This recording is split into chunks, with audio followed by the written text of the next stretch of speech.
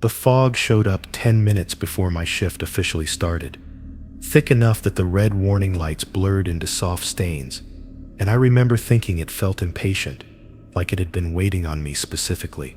I'd worked nights on this oil rig for 6 years, long enough to know weather patterns by instinct, but this didn't behave like weather, and that realization made my stomach tighten instead of my nerves. I didn't understand it then, but surviving that night meant following 11 strange rules no one ever formally explained, rules I learned the hard way through mistakes and quiet consequences. What still keeps me awake isn't what the fog did that night, but the moment I realized it reacted when someone said my name out loud. I learned the first one by accident, standing near the west catwalk with my hands cold against the railing, watching the mist hang just short of the painted warning strip, and thinking it felt wrong to ignore it. Rule 1: never acknowledge the fog until it crosses the yellow safety line was written later in my notebook, but that night it existed only as a pressure in my chest and a sense that looking directly at it would count as something. I remember glancing over my shoulder, half expecting someone to correct me, but the deck behind me was empty, and the rig felt wider than it should have. When my radio crackled with a check-in from control, I answered too fast, and the word fog slipped into my reply before I could stop myself.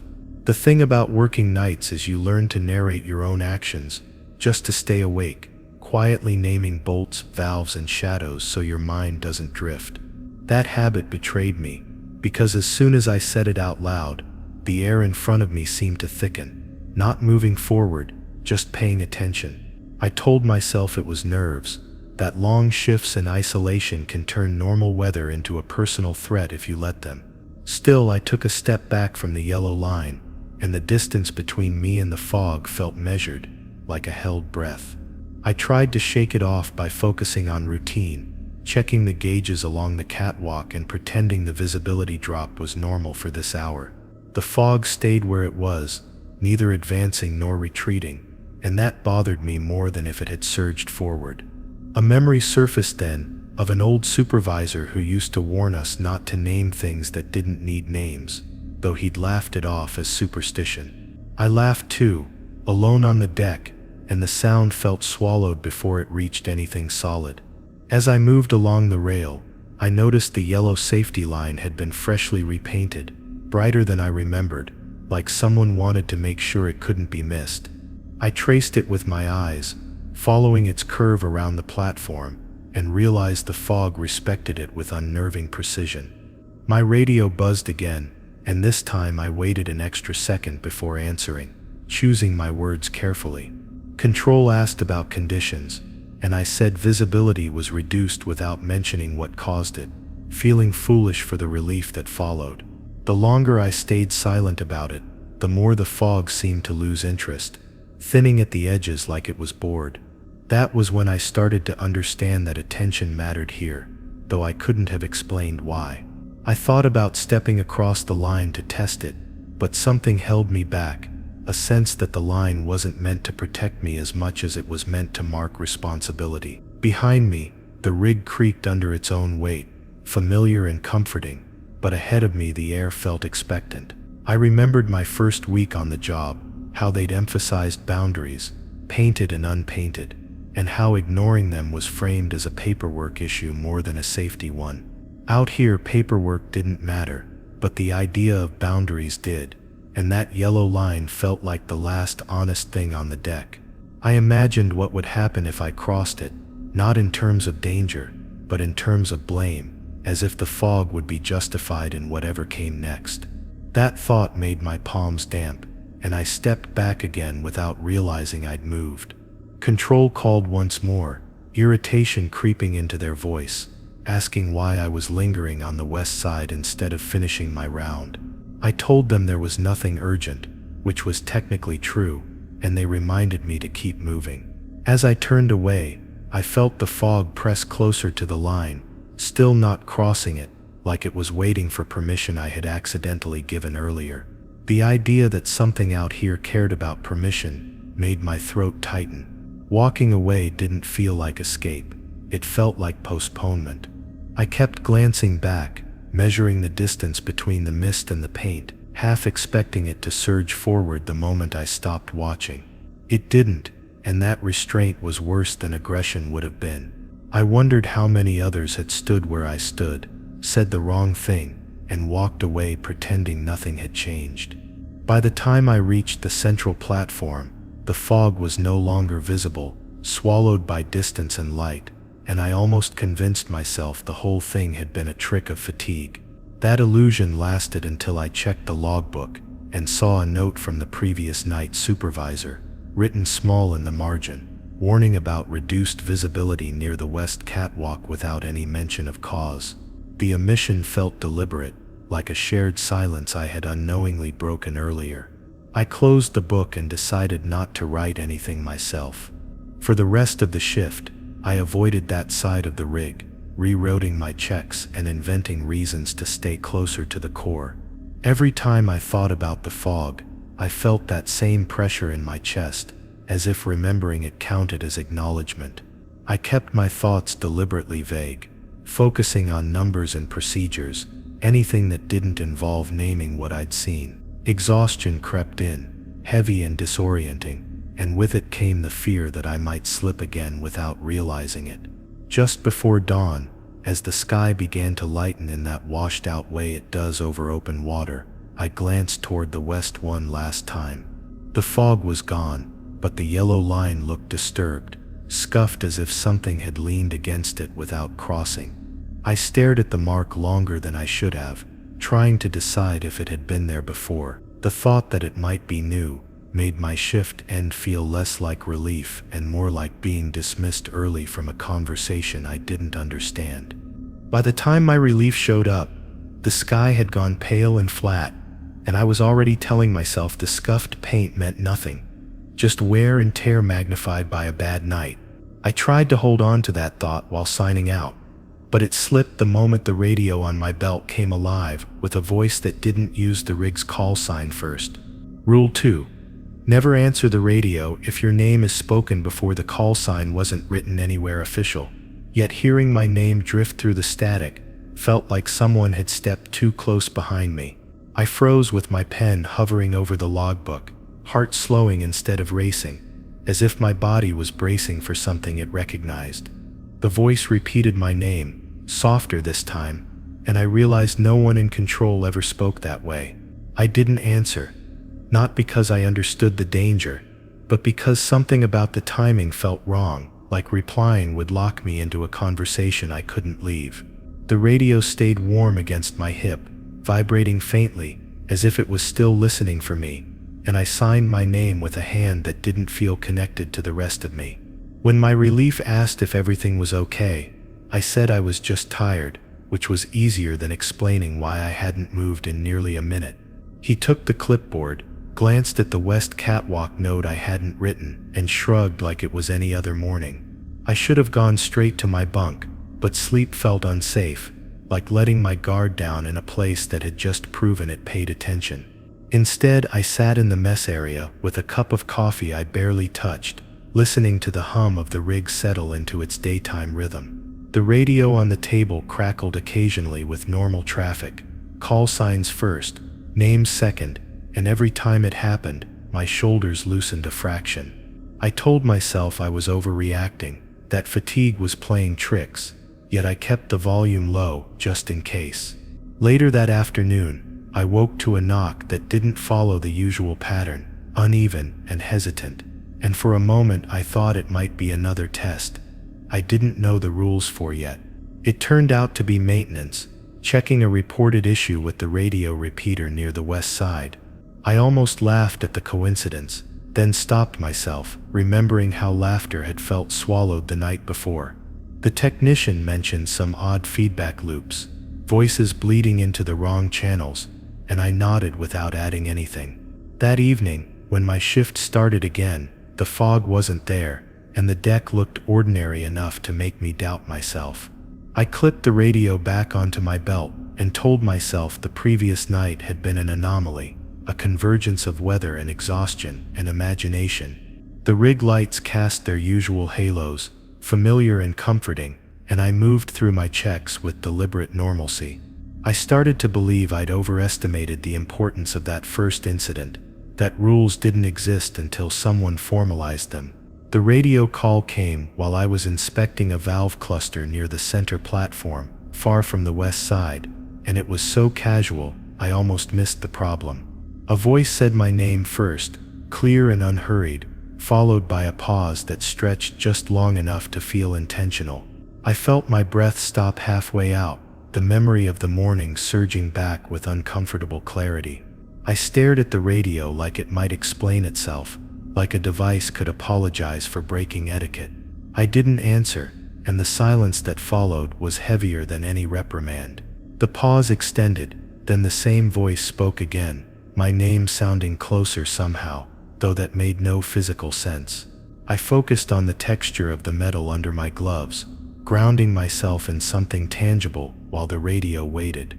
When the call sign finally came, tagged on awkwardly at the end, it felt like a correction made too late. I responded then, forcing my voice into a neutral tone, and the reply from control was clipped but normal, asking about pressure readings. Nothing in the exchange acknowledged the earlier misstep, and that omission unsettled me more than if they'd commented on it. I gave the readings and signed off, heart still beating slow and heavy. The radio went quiet again, as if satisfied. As the night went on, I started noticing patterns that hadn't stood out before. Calls that followed protocol felt distant, impersonal, while the ones that broke it seemed to linger, even when I didn't answer. I wondered who was on the other end, and whether it was always the same voice, or if I was projecting consistency onto randomness. The thought that the rig itself might be using familiar sounds to get my attention crept in, unwelcome but persistent. I ran into one of the senior engineers near midnight and asked, as casually as I could, if control ever addressed people by name before call signs. He frowned, thinking it over, then said it wasn't standard practice, but sometimes new operators slipped up. His explanation didn't account for the way my name had been spoken, though with a familiarity that went beyond professional courtesy. I didn't push the issue, sensing that naming the problem would give it more weight. Later, alone again, I caught myself rehearsing responses in my head, planning what I'd say if the radio called my name out of order. That planning felt like a mistake, like I was preparing to engage instead of resist. I forced my thoughts elsewhere, counting steps between platforms, reciting maintenance schedules, anything to avoid imagining that voice. The effort was exhausting, and with exhaustion came a dull ache behind my eyes. The fog didn't return that night, but something else did, a sense of being monitored that didn't rely on visibility. Every time the radio crackled, even with harmless chatter, I felt that same pressure in my chest, the warning without words. I started to understand that attention worked both ways here, that listening too closely might be as risky as speaking. The idea that silence could be a form of protection was new to me, and it didn't come naturally. Near the end of the shift, the radio spoke my name again, softly, without any follow-up. I stood still, watching the seconds tick by on my watch, refusing to answer. The call sign never came this time, and eventually the radio fell silent, leaving the air around me feeling oddly relieved. I finished my rounds in that quiet, careful not to celebrate what felt like a small victory. When dawn approached, I found myself lingering near the central platform again, reluctant to move toward the exits. I thought about how easily habits form, how quickly rules can embed themselves when consequences are implied rather than shown. I didn't write anything in the logbook about the radio, just like I hadn't written about the fog, and that shared silence felt heavier with each omission. Walking off the deck, I couldn't shake the sense that something was learning from what I chose not to say. By the next night, I already felt the weight of expectation pressing down, like I could sense the fog's judgment even before it appeared. Rule 3. Always keep one hand on the railing when moving through foggy areas was something I recalled instinctively, though I didn't know why it mattered so much until I lost contact for a moment. The first step I took onto the west catwalk, fog curling along the edges, like smoke trapped underwater, made me reach instinctively for the steel. My glove brushed the cold metal, and I realized that absence of touch had consequences I didn't yet understand. Somewhere behind the fog, shapes shifted in ways my mind couldn't comfortably process. I moved along the deck slowly, palms sliding along the railing, trying to convince myself the line between safety and danger was a physical concept, when the mist seemed to respond, thickening, swirling just beyond the edges of my vision. Each step forward required conscious effort. The rig beneath me hummed a low metallic rhythm, a constant reminder of gravity and machinery. I thought about the other crew members who had disappeared or gone silent and tried to imagine their final steps, whether their hands had left the rails or if they'd ignored the rule entirely. That thought tightened my chest, and I pressed closer to the cold steel, as if it might anchor me, not just physically, but mentally.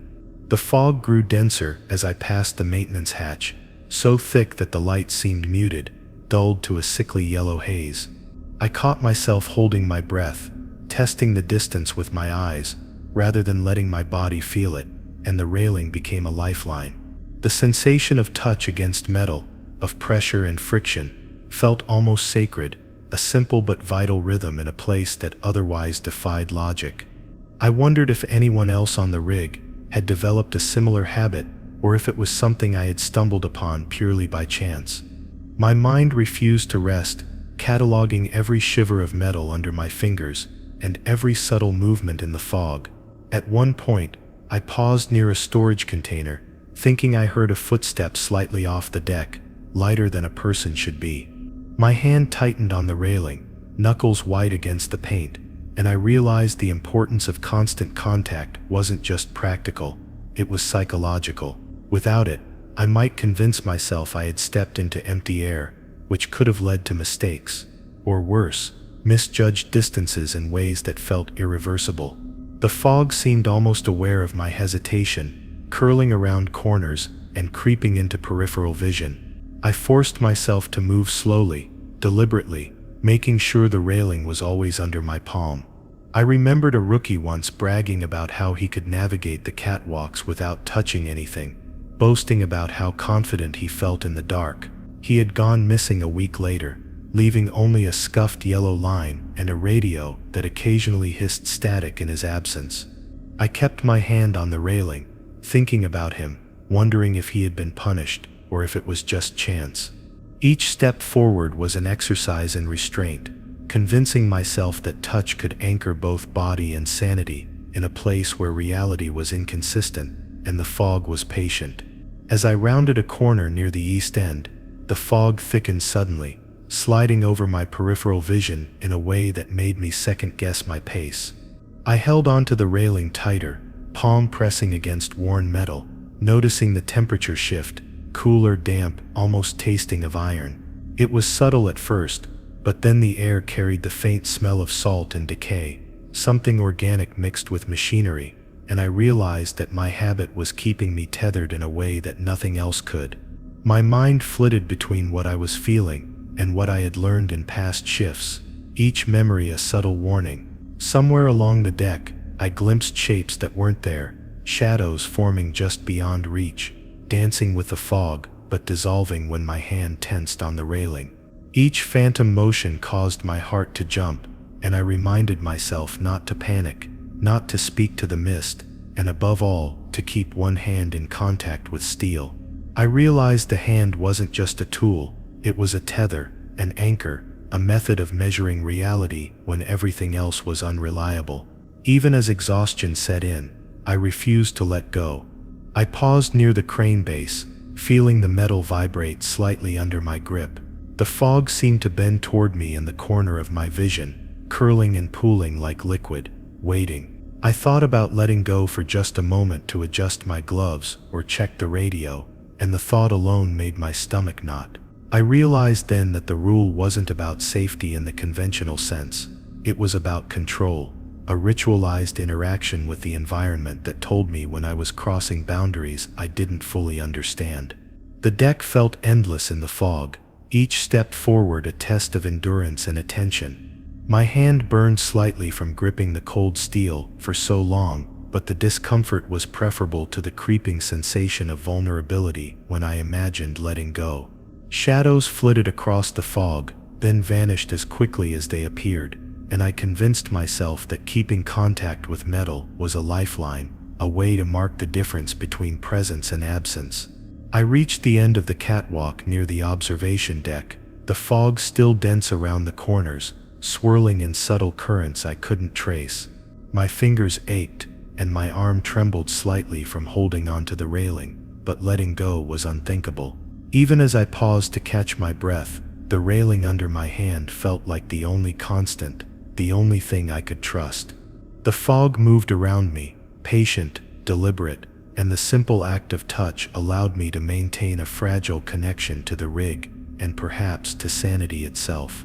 By the time my shift ended, I was exhausted in a way that went beyond fatigue. My mind and body were both aware of the subtle dangers I hadn't named aloud. Every handhold along the way had been a small reassurance, a micro-decision that might have kept me alive. Even now, I remember the sensation of cold metal under my palm, the way it grounded me while the fog curled endlessly around the deck, reminding me silently why habits could become rules in a place like this. The rig behind me was waking up with daylight, the fog receding, but my hand itched to stay connected, as if letting go would undo something irreversible. I stood at the exit hatch, gripping the railing one last time before stepping into brighter light, feeling a strange reluctance. The memory of the fog's motion, almost deliberate, lingered with me, embedding a subtle dread. Every nerve in my body wanted to let go, but I couldn't quite convince myself. And when I finally released the metal, the emptiness beneath my fingers felt louder than anything I had heard all night. I realized the danger too late. My boots pressing on the slick metal of the west catwalk, while the fog crept along the edges, like it had a mind of its own, curling and folding in ways that didn't obey the wind. Rule 4. Never move backward once the fog begins to curl around your path, had been written in my notebook, but that night, it existed only as a gnawing intuition, the kind that sits behind your ribs and refuses to let go. I froze, momentarily tempted to step back when a shadow flickered in my peripheral vision. A motion so subtle it could have been the rig settling, but my instincts screamed to push forward. The metal railing was cold under my gloves, a single constant, but every fiber of my body wanted to retreat.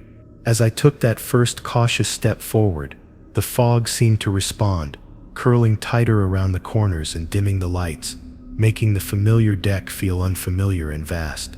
Each movement required careful attention to my footing, the rhythm of my steps a fragile reassurance against unseen forces. I remembered the last time I had hesitated on the catwalk, early in my first season, when a crewman had slipped and vanished from sight for a moment, reappearing pale and shaken, and I understood that hesitation carried consequences beyond the physical. The fog wasn't simply mist, it was a presence that responded to doubt and hesitation, magnifying every small movement into something larger than life.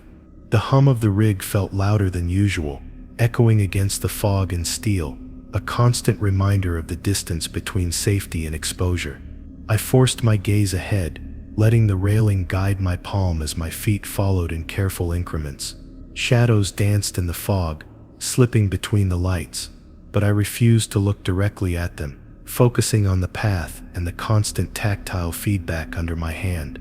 Any backward step, I realized, would erase that anchor, leaving me adrift in a space that resisted measurement and understanding. As I moved, shapes emerged, brief hints of forms that seemed human at first, then elongated and impossible as my eyes tried to track them. I swallowed hard, feeling my pulse accelerate, and reminded myself that forward was the only option. Each exhale condensed in the cold, damp air, swirling into the fog in miniature vortices that twisted with the larger patterns.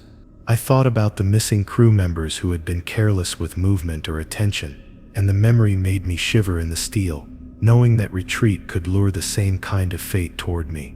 Somewhere near the midsection of the catwalk, the fog thickened suddenly, folding over itself like smoke being inhaled.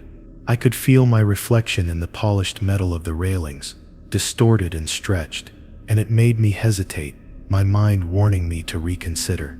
But Rule 4 played back like a mantra, not in words but in a visceral knowledge that backward steps were dangerous.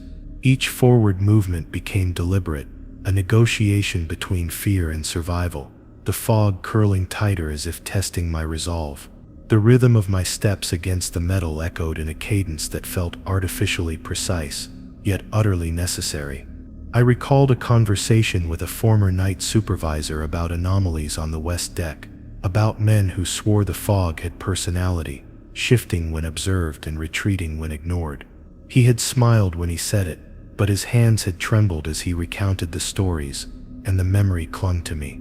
Forward, he had said, always forward, even when the logic of human perception screamed otherwise. Now living it firsthand, I understood that the act of movement was more than navigation. It was a contract with something that existed just beyond the edge of reason, and breaking it invited attention. My gloves were soaked by the time I reached the junction near the crane base, water and condensation dripping onto the deck. The fog clung to every surface, moving almost like a tide that followed my progress, folding in layers over each other, making distances hard to gauge. I kept my hand tight on the railing, measuring every forward step in millimeters if necessary, tracing the line as a lifeline rather than a convenience. The idea of retreating for even a single step created an internal panic I couldn't shake, a warning that felt less like instinct and more like conditioning. When I passed the observation deck, a shadow, or what my eyes insisted on interpreting as one, darted from the fog, narrowly missing the railing, and I forced my shoulders to stay squared, moving forward.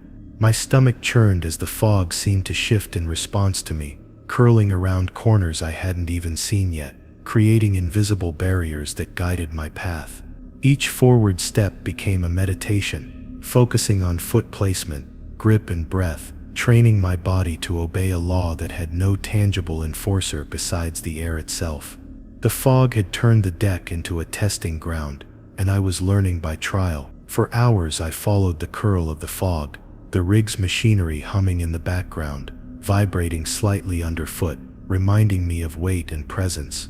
Occasionally, my eyes caught glimpses of something moving in tandem with me, shapes that mimicked my stride and mirrored my hesitation, only to vanish when I pressed forward with determination. I began to understand that movement backward wasn't just a violation, it was a signal, a way of acknowledging the fog, a mistake that invited something unseen to follow. My mind churned with that realization as I kept my gloved hand on the railing, moving through the thick, curling air. Exhaustion became a factor, the long night pressing into my muscles and bones, making each step forward a labor. The fog thickened still, clinging to corners and railing posts, weaving through the machinery like it had memory.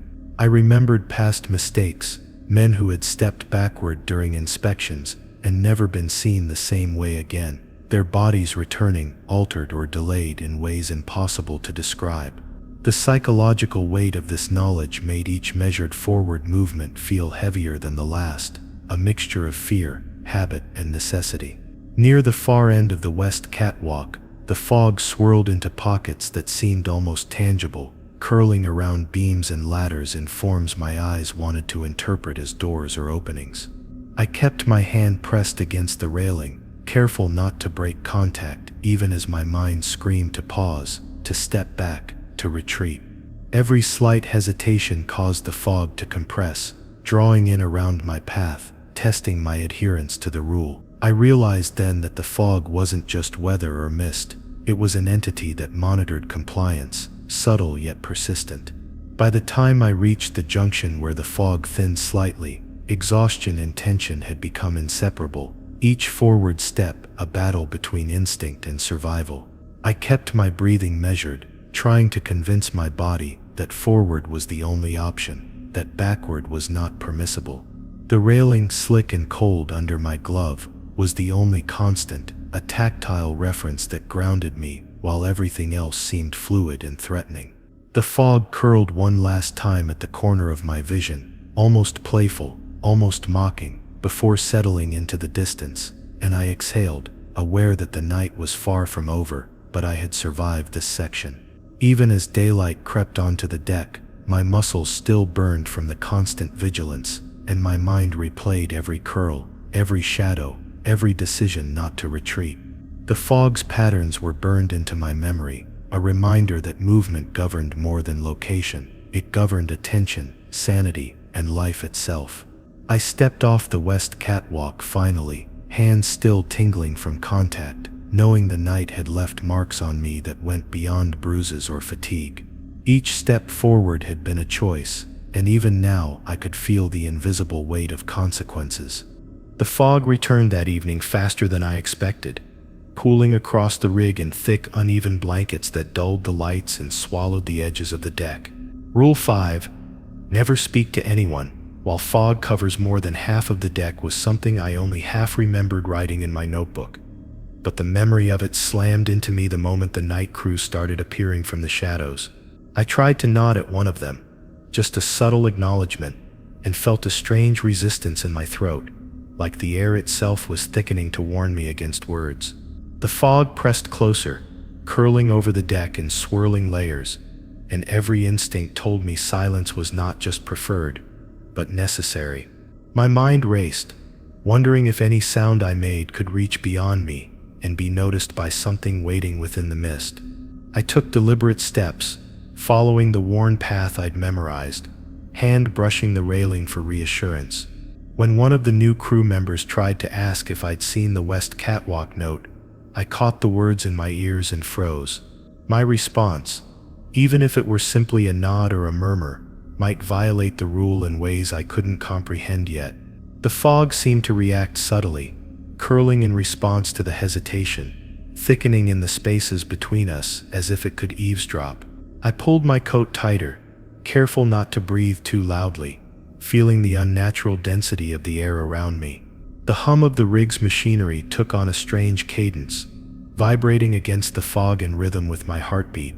Shadows moved inside the mist, fleeting and ambiguous, testing my concentration, and the simple act of keeping silent became a task of enormous effort. I remembered older nights, when communication had been casual, voice carrying across the open deck without consequence. But tonight, every word felt dangerous, a potential beacon in the shifting gray. I adjusted my pace, moving just fast enough to stay on schedule, but slow enough to monitor every subtle change in the fog. My mind spun with scenarios, imagining what could happen if someone inadvertently spoke while the fog was dense. Images of crew members frozen, their voices swallowed and distorted, flashes of panic that had nothing to do with real threats, all tangled with the weight of this unseen rule. I realized quickly that the rule was less about interaction with people and more about interaction with the environment itself, a law dictated by something that existed outside human logic. Every step I took became a negotiation, balancing urgency with caution, knowing that one slip could have consequences that went beyond immediate comprehension. I kept my eyes focused on the railing and the painted markers, trying to anchor myself in physical reality, while the fog twisted the familiar into the unfamiliar. The mist wrapped around equipment, blending lines between steel shadows and shapes that were probably ordinary but didn't feel ordinary at all. My mouth stayed shut, and every attempt to communicate was swallowed before it could form into sound, leaving me with an uneasy quiet that pressed against my ears. Even when another crew member silently passed, their presence amplified the tension in my chest, a reminder that proximity itself could provoke the fog. Halfway along the central platform, the fog thickened further, crawling over surfaces and pooling in unexpected corners. I could feel the pressure in the air intensify, a tangible force that seemed to react to sound and movement alike. The simplest conversation, a casual question, or even a muttered acknowledgement, could breach this invisible boundary and draw attention I didn't want. I focused on procedural checks, mentally cataloging valves, gauges, and lights, transforming my tasks into a protective mantra that replaced the need for spoken words. An unexpected clatter behind me made my heart spike. I froze, hand gripping the railing tighter, forcing myself not to speak, not even a startled exhale. The The fog shifted with subtle intention, and I sensed that it had registered the disturbance without eyes, like a living awareness. I stepped carefully forward, resisting the urge to turn and call out, imagining what it would mean if my voice broke the rule. Each movement became a deliberate act of containment, my internal dialogue silent but precise, reminding myself that survival here demanded more than simple obedience. It demanded patience, presence, and control. Reaching the stairwell near the observation deck, I noticed the fog pooled thickly against the railing, curling upward like smoke caught in a draft.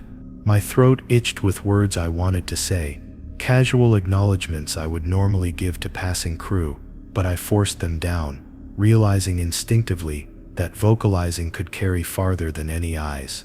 The mist seemed to adjust, parting slightly for my passage, while remaining dense enough to obscure everything else. The rig, familiar and metallic, felt alien in its fog-draped guise, and the simple act of silence became a lifeline I could not afford to abandon. By the time I reached the mid-deck junction, fatigue had begun to gnaw at my concentration, every small task requiring enormous effort to maintain. My mind began cataloging every crew member, every subtle movement, mentally rehearsing what could be said in lighter conditions versus the current environment. Each footfall on the metal deck sounded amplified against the fog, and I realized that sound traveled differently here, not just by physics, but by some awareness embedded in the mist. I stepped carefully, consciously controlling breath and movement, avoiding any sound that could be interpreted as speech. The fog seemed to linger longer around corners and machinery, pooling in ways that defied logical airflow, almost guiding my path silently. Shadows slipped within it, moving just at the edge of perception, blending reality and imagination. The rig's familiar noises, motors, pumps, minor clanks, felt amplified, purposeful, like a warning that silence was mandatory. I kept my attention fixed on the tactile experience of the deck beneath me, the railing under my hand, everything anchored to sensation rather than voice, fully aware that breaking Rule 5 could mean consequences no one had yet survived to explain. As I reached the far edge of the central platform, I noticed the fog curling back slightly, thinning near the lights, but not enough to make sound safe. I moved with deliberate patience, every step measured, every breath controlled, and even the simple act of swallowing became an exercise in restraint. Shadows flickered at the periphery of my vision, teasing recognition before dissolving, reminding me that perception was unreliable, and the fog had its own subtle agenda. I maintained the rhythm of my steps, anchoring forward while staying entirely silent, a delicate balance between survival and catastrophe. Finally, when the fog began to retreat naturally with the approaching dawn, I exhaled in relief, though my muscles remained tense, and my mind replayed every potential lapse, every word I almost spoke. The rig seemed ordinary again, lights clear, sounds familiar, but I carried the memory of that night like a mark. Every creak of steel, every breath of wind across the deck, felt loaded with intent, a lesson in restraint. I stepped into the lighter areas, hands and mind still tethered to the discipline demanded by Rule 5, knowing that speaking had been forbidden for reasons I might never fully comprehend, yet profoundly aware of the stakes that had accompanied my silence.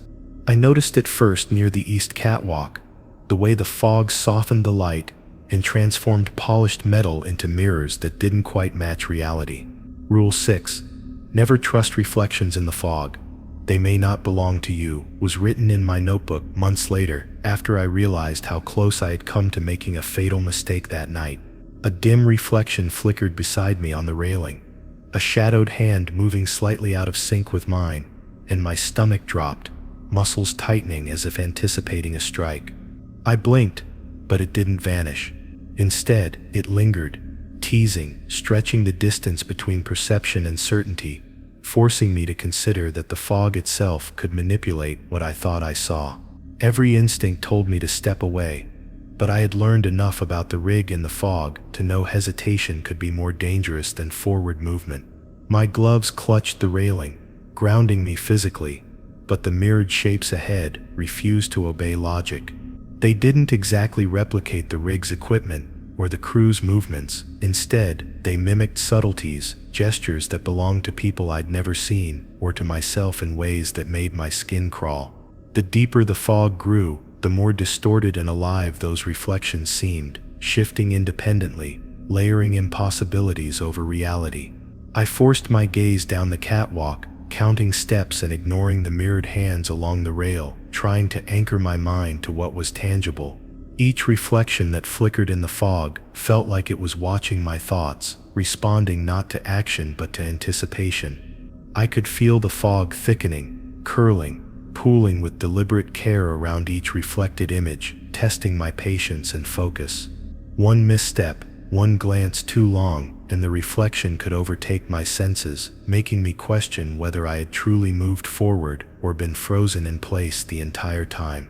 At the junction near the crane, the reflections multiplied, stretching across polished metal and shallow puddles, each surface acting as a window into impossible movements.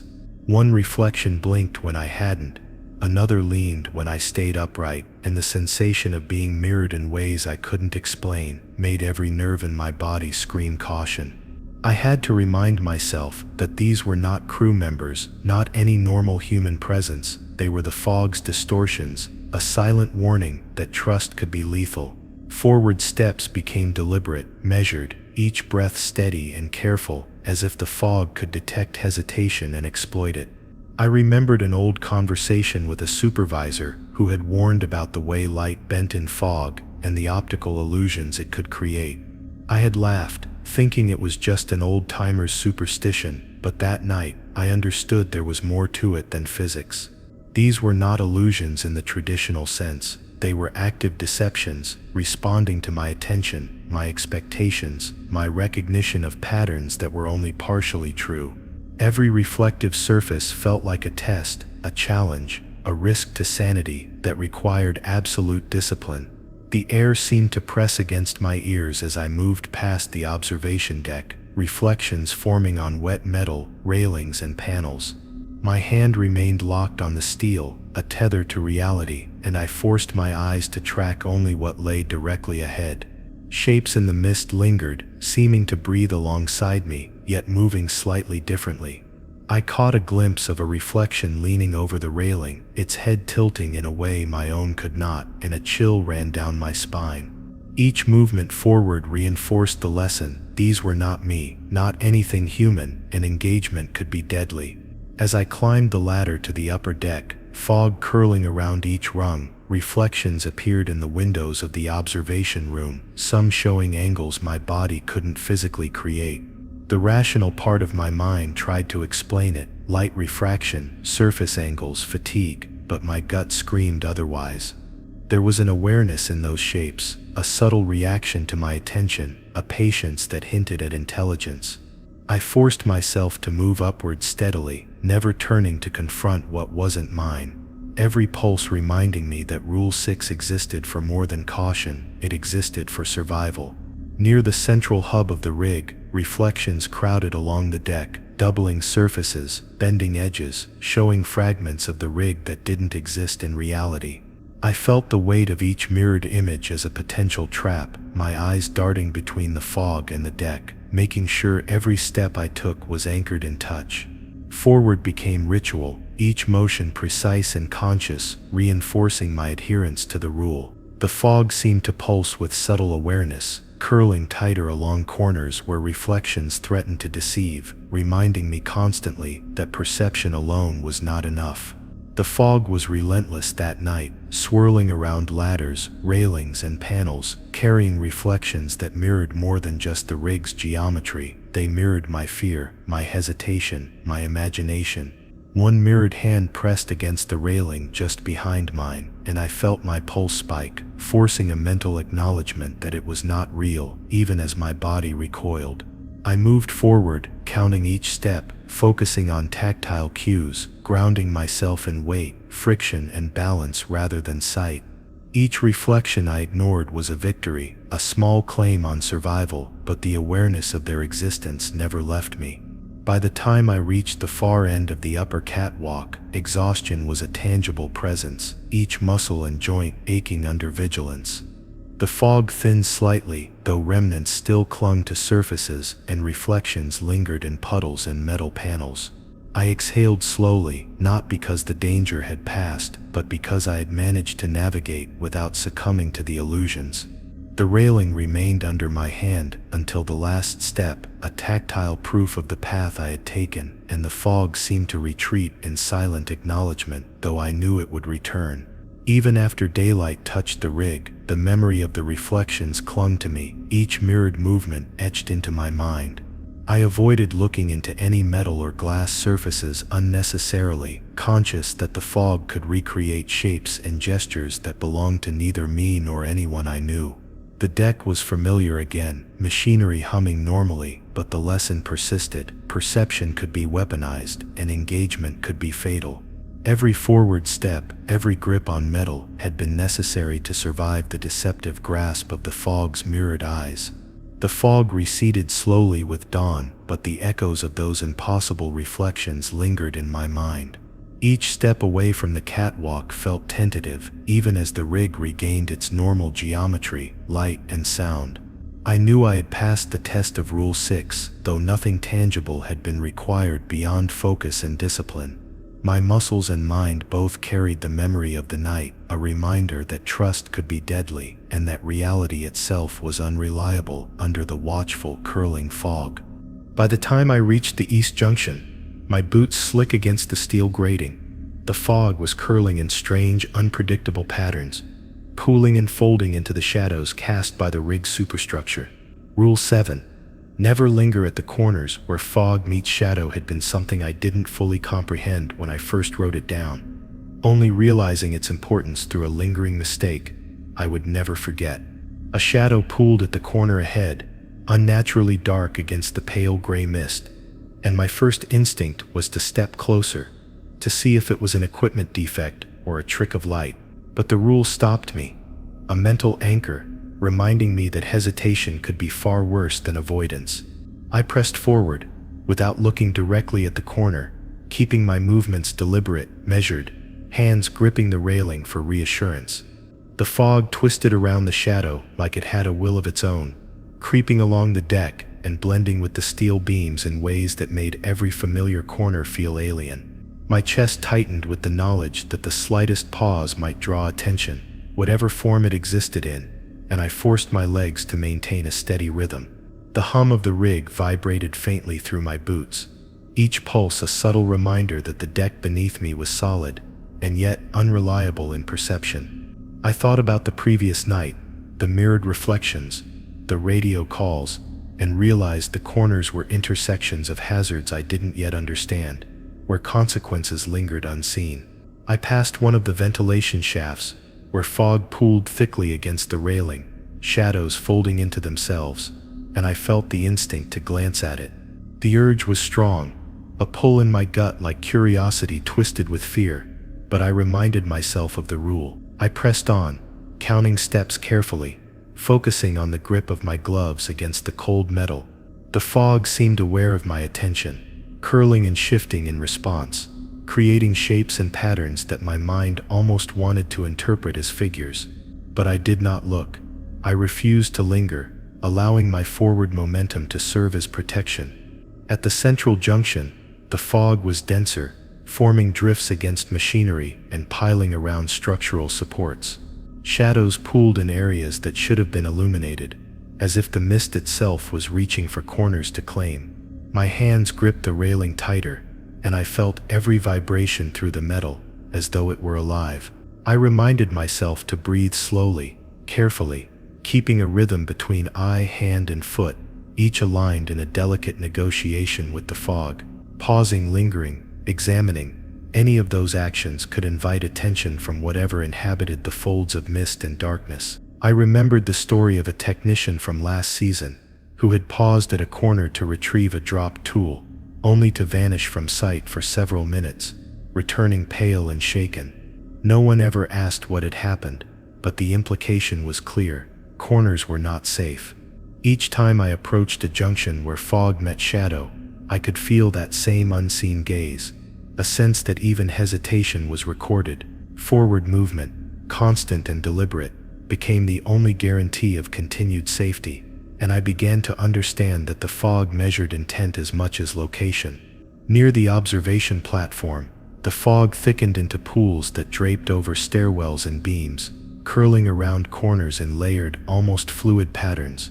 My body wanted to pause, to check a valve or glance at the instruments, but the rule remained an unyielding anchor. I forced my focus on the railing, tracing its worn surface with my palm, letting touch replace sight as the primary method of navigation. Each corner felt like a challenge, a subtle test of patience, and I realized that lingering wasn't just a lapse in discipline, it was an invitation. The fog responded instantly, curling tighter, shifting closer, testing my resolve without physical form. I caught glimpses of shapes moving at the periphery of vision, half hidden in shadows, folding into fog like they were part of it yet somehow separate. My pulse quickened, hands gripping steel, and I forced myself to maintain rhythm and forward momentum. I considered speaking, perhaps to break the tension or reassure myself, but remembered the other rules. Silence had saved me before. The corners were dangerous precisely because they blurred perception, creating an intersection of fog, shadow, and imagination where anything could happen. Moving past the central deck, I felt exhaustion pressing into my muscles and mind, but lingering was not an option. I counted steps carefully, allowed no deviation from the known path, keeping every sense alert to the subtle shifts in the fog. Shadows bent unnaturally at the edges of light, curling with deliberate, patient intent, and I realized that perception alone could not guide me. Only the discipline to move steadily, without hesitation, without curiosity, allowed me to traverse areas where the fog and shadow met. By the time I reached the crane base, the fog had thinned slightly, but pockets still clung stubbornly to corners, stubborn as if they were alive. My gloves ached from constant tension, but I refused to loosen my grip, refusing to allow the corners to claim my attention. Each corner I passed became a victory, each measured step reinforcing my understanding that lingering was not merely dangerous, it was a breach of unspoken law. Forward, unbroken, tethered by rail and habit, became the only way to survive. Finally, near the far edge of the rig, the fog began to retreat as the first hints of dawn colored the sky, and shadows lost their depth, becoming ordinary once again. I exhaled, but only slightly, knowing the lesson would persist beyond this shift. The rig felt familiar once more, but corners retained their danger in memory, a lingering awareness that vigilance in those spaces mattered above all else. Every step taken without pause had been essential to avoiding consequences I didn't fully understand, yet could feel resonating in the pit of my stomach. Even as daylight spread across the deck, I walked past corners with eyes slightly lowered, hands still tracing the railing. Shadows were ordinary again, fog dissipated, but the imprint of their intersection remained, an enduring reminder that Rule 7 was not just precaution, it was survival. And for the first time that night, I allowed myself a brief pause, already anticipating the next encounter where rules would demand focus beyond instinct. That night, the fog had returned thicker than ever, curling in irregular waves across the deck and pooling around structural supports, hiding the edges where the rig's metal ended and open air began. Rule 8. Never cross a railing line you haven't inspected with both hands was something I had written down after a near miss with a maintenance hatch. But now it felt urgent, immediate, and necessary for survival. My gloves brushed along the railing, testing every inch for stability, every weld for weakness, before even considering stepping over a threshold. One wrong move, one assumption, and I realized that the consequences weren't just physical. They reverberated into the fog itself, making it react, curl, and twist unpredictably. The metal beneath my fingers was slick with condensation, fog curling up the posts and casting ghostly reflections across the deck. I ran my hands slowly along the horizontal and vertical lines of the railing, feeling the integrity of each segment, as though the fog itself could detect doubt. Shadows formed within the mist, elongating and compressing with each adjustment of my grip. But I refused to rush, knowing that careful inspection was more than routine. It was a ritual of protection. My mind cataloged every squeak, every vibration, every subtle shift in tension, translating tactile data into a survival map. At the junction near the east catwalk, the fog thickened, flowing like water around structural beams. I crouched slightly, placing both hands on the railing, methodically checking bolts, joints, and the consistency of the metal. The rhythm of inspection became a tether, a focus against the creeping unease that tried to creep into my awareness. Shapes lurked at the edges of my vision, phantoms created by the fog, but the rule anchored me, reminding me that each forward step must be deliberate, each crossing sanctioned by tactile verification. I felt my pulse echo in my ears, synchronized with the rhythm of inspection, a meditative cadence necessary to navigate uncertainty. I remembered an incident from my first year, when a new hand had ignored a railing segment and simply stepped over it to save time. He had vanished for hours, only to be found disoriented at the far end of the deck, shaken and incoherent. The lesson was clear, though I had ignored its full significance until now. Every unchecked railing segment could become a portal into misjudged distances, misaligned footing, or worse, attention from the fog itself. I pressed both palms against the metal, feeling for subtle differences in temperature, vibration, and texture, committing every anomaly to memory before moving forward. The fog thickened further as I approached the crane base, curling around machinery and pooling in corners. I placed both hands firmly on each railing line, sliding gloves across the cold metal, listening to the sound of the deck beneath me. Each segment had its own story: dented patches, rusted bolts, areas that flexed slightly when pressed. My fingers traced every inch with obsessive precision, translating each sensation into an understanding of the space. Shadows flickered across my path, shapes that resembled hands or faces, just at the edge of perception, but I refused to acknowledge them. The rule demanded focus, and focus became survival. At the observation deck, the fog swirled around the stairwell, pooling along edges where metal ended and open air began. I crouched briefly, placing both hands along each railing post, checking bolts, joints, and welds. The fog seemed to react, curling tighter around the edges, moving as if it could sense doubt. Forward steps were measured, deliberate, and each crossing over a railing line became a small test of discipline. One wrong choice could have consequences that extended beyond the physical deck.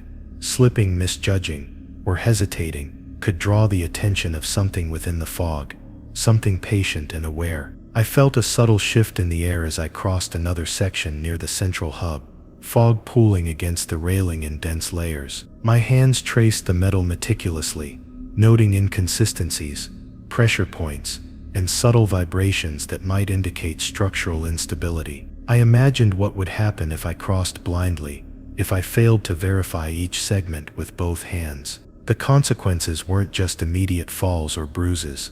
The fog seemed to respond, curling around unchecked lines, thickening in corners, and creating disorienting illusions that challenged perception and balance. By the time I reached the mid-deck junction, my gloves were damp and my fingers sore, but inspection had become a ritualized pattern, a rhythm that allowed me to navigate safely. The fog shifted constantly, curling over beams and pooling in corners, but the tactile verification of every railing line provided a sense of control. Shadows flickered at the edges of perception, stretching and folding in ways that my mind struggled to categorize, but adherence to Rule 8 offered a protective buffer. Forward momentum and careful hands were intertwined, each step a negotiation with the environment. Near the far end of the east catwalk, I repeated the same meticulous pattern, hands sliding over cold steel, checking bolts and welds, testing integrity before crossing each line. The fog responded, thickening slightly, creating false layers and stretching shadows that played tricks on peripheral vision. Every movement was slow, deliberate, disciplined. Each step forward demanded that both hands verify stability before I committed. I realized that the fog rewarded meticulousness, and punished assumption, a constant reminder that adherence to the rules was not optional. Finally, at the crane base, I reached the last railing section for the night, fog curling around machinery and pooling at corners. I pressed both hands firmly along the line, testing every segment with precision, feeling the vibration of the deck beneath me. Shadows loomed briefly in my vision, yet I kept my focus on the metal under my fingers, the rhythm of verification guiding every motion. Forward steps were taken only after complete tactile inspection, ensuring the rule was fully obeyed. As dawn approached, the fog began to thin, revealing the rig in clearer light, but my hands still tingled from the repeated pressure and careful attention. Each railing line I had inspected became a mental map of safety, a record of disciplined passage. The rig seemed ordinary again, but the memory of the fog curling around unchecked spaces persisted, a reminder that Rule 8 was not merely precaution, it was a principle of survival, a lesson etched into muscle memory and attention. Every forward step, every careful crossing, had reinforced that even small lapses could have consequences far greater than the eye could see. By the time I reached the central platform that night, the fog had thickened into dense sheets that clung to the deck, curling around railings and machinery, shifting unpredictably with each gust of wind. Rule 9. Never remove your gloves while the fog is above knee level had been jotted down after a near incident months ago. But that night its importance became painfully clear. My gloves were damp and heavy from condensation, itching to be removed. But the moment I considered it, I felt an almost magnetic pull, warning me that bare skin exposed to the fog could invite consequences I didn't understand. The metal beneath my palms felt unnaturally cold, but even discomfort was preferable to the invisible threat the fog represented. I moved carefully along the deck, gloves slick against steel, watching the fog curl in unexpected currents around support beams. Shadows stretched across the surfaces in ways that mocked perception, and I felt the urge to flex my fingers, to shake the cold out, but restraint anchored me. My breathing was slow and controlled, each step deliberate, a negotiation with the mist that seemed aware of every movement. The fog shifted around the edges of vision, pooling thicker near corners and stairwells, a constant reminder that tactile discipline was as crucial as vigilance. I focused on the sensation of metal under my gloves, translating friction, temperature, and texture into information about my environment. Near the crane base, the fog curled upward in swirling coils, making the deck feel as though it were floating in a gray void. I pressed both palms along railings, tracing bolts and seams while resisting the instinct to pull off my gloves and let my skin touch the steel. Every instinct screamed for warmth, comfort, and relief, but the rule reminded me that exposure was a gamble I could not afford. Each measured step forward reinforced the lesson. The fog was patient, and even minor lapses could attract attention I couldn't see or name. The reflections and shadows I had encountered in earlier nights made me painfully aware that compliance required total discipline. I recalled a memory from my second month on the rig, when a fellow supervisor had removed his gloves to adjust his watch. By the time he looked up, the fog had moved in a way that disoriented him. He had stumbled, nearly losing balance, and it took hours for him to regain composure. At the time I thought it was coincidence, but now, walking through the curling fog myself, I understood the rule was more than precaution, it was survival. Each tactile contact with the railing, each moment my hands remained covered, became a small act of defiance against the disorienting influence of the mist. The fog thickened near the observation deck, curling over the stairwell and pooling at corners, shadows distorting every familiar shape. I felt the cold seep through the damp fabric of my gloves, tempting me to remove them, to adjust or wring them out, but the rule echoed in my mind with the clarity of instinct. Bare hands meant risk. I moved slowly, measuring every step, testing metal and bolts, letting tactile feedback replace sight, anchoring myself in the physical world while ignoring visual distortions. The fog seemed almost aware of my restraint, curling more subtly as if acknowledging my compliance. At the mid-deck junction, the fog swirled around the edges of machinery, thickening where beams met the deck, and shadows danced at the periphery of my vision. I forced my attention to the texture of steel beneath my gloved hands, noting temperature changes, small vibrations, the way condensation clung unevenly. Every time I felt a twitch in my fingers, an itch or stiffness, I reminded myself of the rule, the invisible warning it carried, and I pressed on. Forward momentum, combined with tactile vigilance, became the only way to navigate a space where perception could be deceived, and small errors magnified. Near the east catwalk, the fog thickened into flowing layers that wrapped around structural supports and pooled near edges, creating the illusion of solid surfaces where there were none. My gloves were soaked, and my joints ached from gripping the railing, but I resisted every impulse to remove them. The cold metal beneath my fingers was the only tangible proof of the deck's solidity, a tether between reality and the disorienting fog. Every reflexive step, every subtle shift in weight, became a test of adherence, a negotiation between discomfort and survival, proving the rule's necessity with every movement. Approaching the crane junction, shadows lengthened, curling with the fog, mimicking shapes I had seen before but slightly altered, a distortion designed to test awareness. I pressed both hands firmly against the railing, tracing every inch with obsessive attention, letting the sensation of metal, vibration, and cold anchor me. Even as exhaustion set in, the rule guided me, gloves on, never removed, while the fog enveloped the deck above knee level. The rule felt almost sacred in that moment, a lifeline in a space where the unseen had as much influence as the tangible. At the far end of the central platform, I paused briefly to adjust my balance, but never removed my gloves. The fog moved around me like a slow tide, curling, folding, and retreating slightly in response to my measured presence.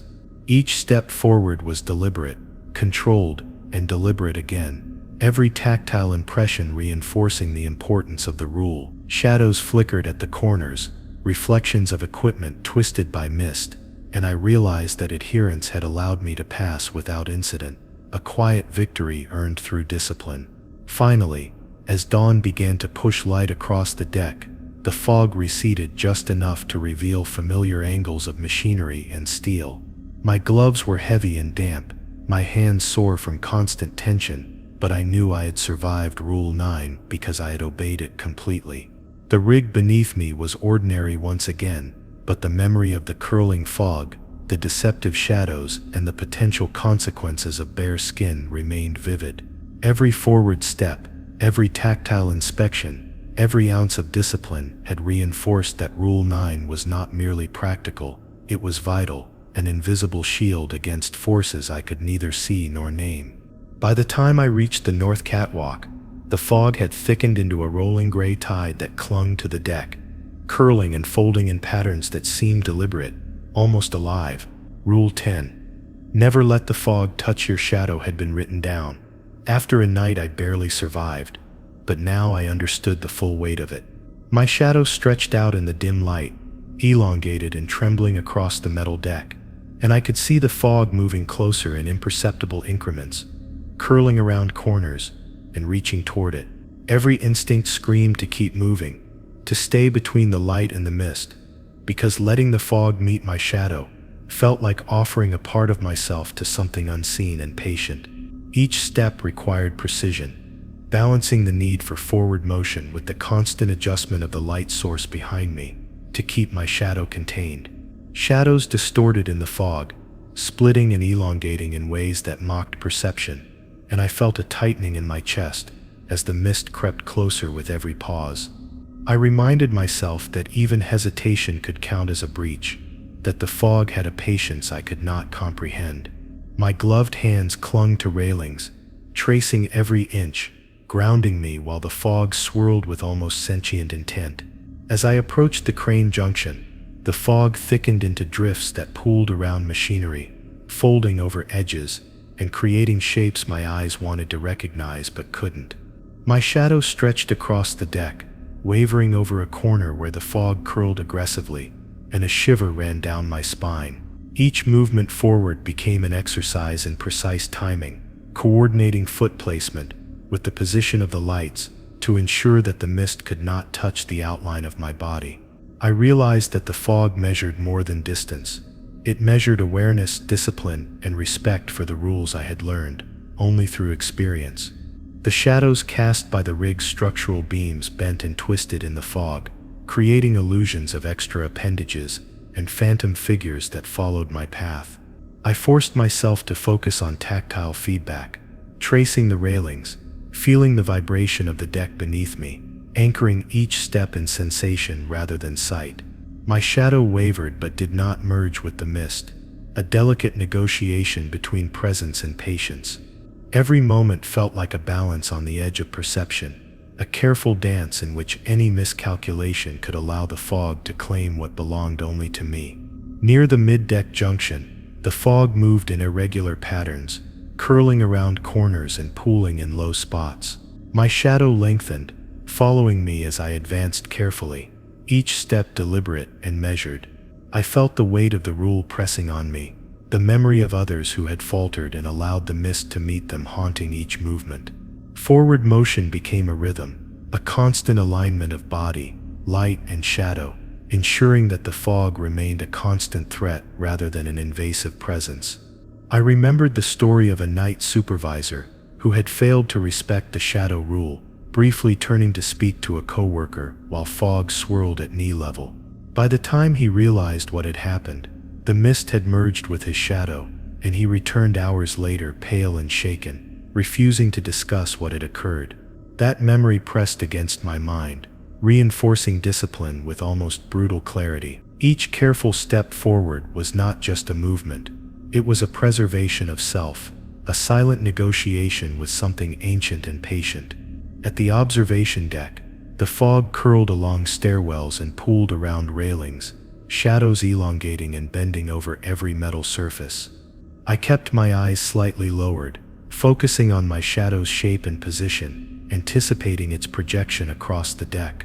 Every step was measured, calculated, a negotiation of angles and distances, ensuring that the mist would not reach it. I realized the fog seemed aware of my intent, curling slightly differently when I hesitated or misjudged, emphasizing that the rule was not merely physical, it was psychological, a test of attention and discipline. The fog thickened as I moved toward the east side of the rig, forming layers that seemed almost tangible, shifting with each subtle motion. My shadow fell across the deck, dark and solid, its edges precise, and I adjusted my pace to ensure that the mist did not encroach.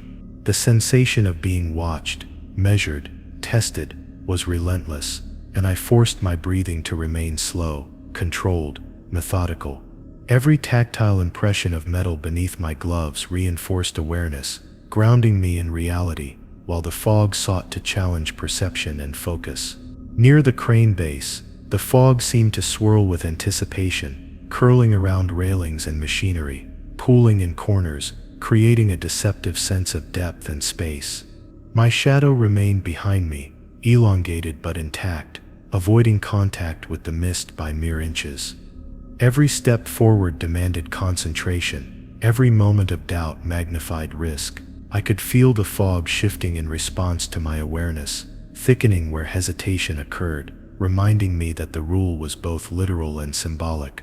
The fog could claim what was inattentive. By the far end of the central platform, the fog had begun to thin slightly, though pockets lingered stubbornly, curling around edges and casting false shapes. My shadow stretched across the deck, carefully maintained between light and mist.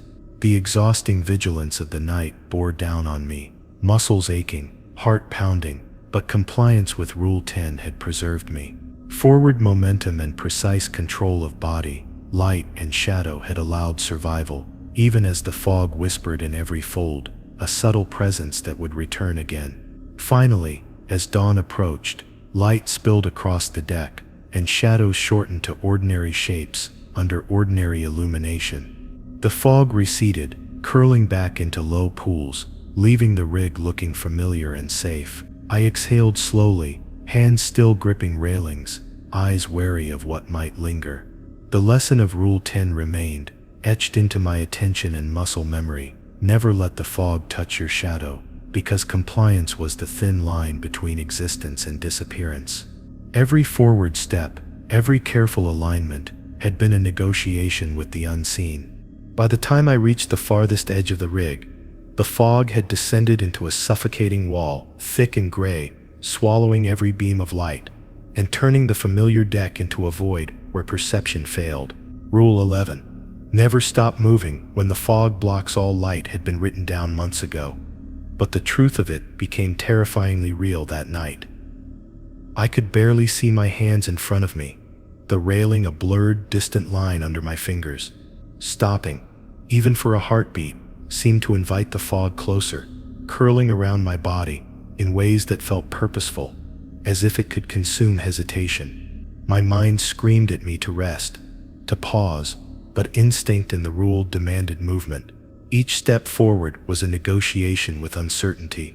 I pressed my gloves against the railing, sliding along with meticulous care, every surface under my fingertips, a reassurance that I was still anchored. Shadows merged with mist in unrecognizable forms, shapes bending and flickering just beyond perception, testing focus and resolve. My body was exhausted, muscles screaming from continuous tension, yet the alternative, standing still, felt like surrender. The fog thickened around corners and across crossbeams, a living, patient presence, curling toward any lapse in momentum, and I forced myself to step faster, more deliberately, maintaining rhythm, even as exhaustion clawed at me. I remembered the stories of previous crew members, how some had halted to adjust equipment, to speak, to rest, and had vanished without a trace. The deck swallowed their form, and the fog shifted, receding slightly only when they had gone, leaving no indication of what had claimed them. I refused to become another cautionary tale. Each movement had to be continuous, unbroken, tactile, deliberate, translating metal, bolts, and vibrations into a language of survival. Even when the fog thickened to the point where the edges of the deck disappeared, I pressed on, counting steps, feeling the deck beneath me, letting touch replace sight. Near the central hub, the fog pressed against me in rolling currents, curling around stairwells and machinery like fluid intent. My shadow had disappeared entirely into the mist, absorbed and fractured, leaving only the faintest outline where light from distant lamps barely penetrated. Stopping seemed impossible, not just dangerous, but unnatural, as if the fog demanded a constant assertion of presence to leave me unharmed. I moved slowly but continuously, each step measured, conscious of the faint sounds of metal beneath my boots, the vibration of the deck, the rhythm of machinery, translating sensation into orientation and assurance. A sudden swirl of mist enveloped the east side, bending corners, pooling in unexpected depressions. I felt it reach for the parts of the deck I hadn't touched, testing my path and focus. I could sense it probing, responding to hesitation, and I fought the exhaustion that begged me to pause, knowing instinct alone could not keep me safe. My gloved hands clung to every railing, tracing metal and edges like a blind cartographer, every inch logged into memory to maintain connection and direction. The fog was not passive, it moved with patience, but also with subtle anticipation, reacting to stillness with malice. I could neither explain nor see. The stairwell near the crane base loomed ahead, partially obscured by fog, its angles unclear, steps blending into gray emptiness.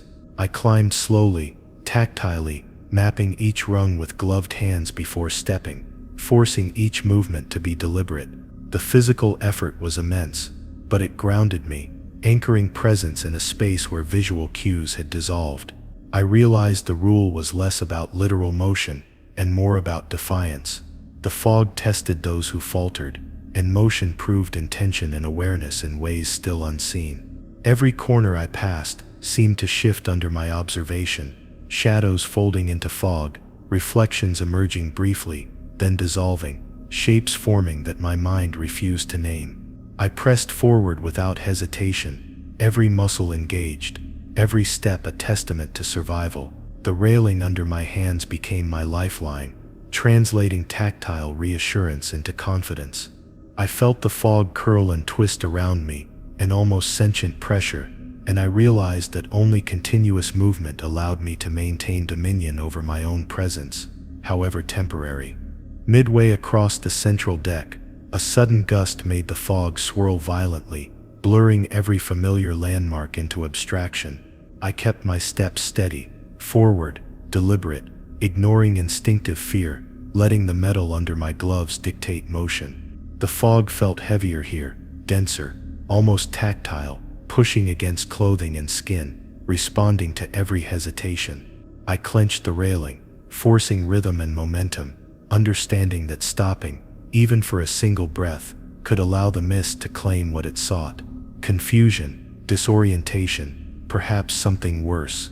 Approaching the far end of the rig, the fog finally began to thin slightly, but pockets lingered stubbornly, curling around machinery, pooling along crossbeams. My muscles burned, exhaustion screaming with every forward movement, yet I did not stop. Even when light from the distant lamps reached my periphery, I maintained continuous steps, knowing the lesson of Rule 11 was still alive. The fog had taught me patience, persistence, and an almost tactile sense of rhythm. Movement became survival, inertia became danger. Finally, as dawn broke across the rig, the fog retreated, revealing familiar angles, steel beams and deck surfaces. My body sagged from exertion, but I had obeyed Rule 11 completely. Every step a negotiation with the mist, every moment a testament to discipline. I exhaled slowly, still gripping the railing, aware that the fog would return, waiting, patient, relentless. The rig appeared ordinary once more, but the memory of motion, of tactile connection, and of relentless fog would never leave me. If you enjoyed this story, like, share, and subscribe for more.